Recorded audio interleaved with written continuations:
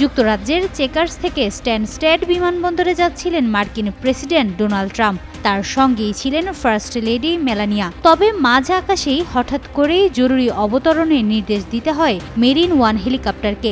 যাত্রাপথের মাঝেই হেলিকপ্টারের জরুরি অবতরণ ঘিরে উঠে নানা প্রশ্ন।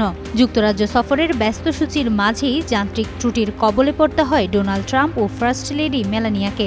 আর তাই তো মাঝপথেই জরুরি অবতরণ করতে হয়। ট্রাম্প নির্ধারিত সময়ের প্রায় ২০ মিনিট পরে গন্তব্যে পৌঁছান।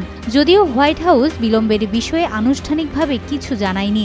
উড্ডয়নের কিছুক্ষণ পর সাংবাদিকদের সঙ্গে আলাপকালে ট্রাম্প মজা করে বলেন, তিনি আশা করছেন সবাই নিরাপদে এয়ারফোর্স ওয়ানে করে বাড়ি ফিরতে পারবেন। তিনি রসিকতা করে বলেন যে তারা নিরাপদে উড়বেন, কারণ তিনি নিজে ওই ফ্লাইটে আছেন। অন্যথায় তিনি এতটা গুরুত্ব দিতেন না। প্রধানমন্ত্রী স্যার কিয়ার স্টারমারের সঙ্গে একটি সংবাদ সম্মেলনের পরই ট্রাম্প যুক্তরাজ্য ত্যাগের উদ্দেশ্যে রওনা হন। সংবাদ সম্মেলনে যুক্তরাষ্ট্র ও যুক্তরাজ্যের মধ্যে একটি নতুন প্রযুক্তি চুক্তি ঘোষণা করা হয়, যা তাদের কৃত্রিম বুদ্ধিমত্তা বা এআইতে বিশ্বে প্রাধান্য বিস্তারে সহায়তা করবে বলে তারা উল্লেখ করেন।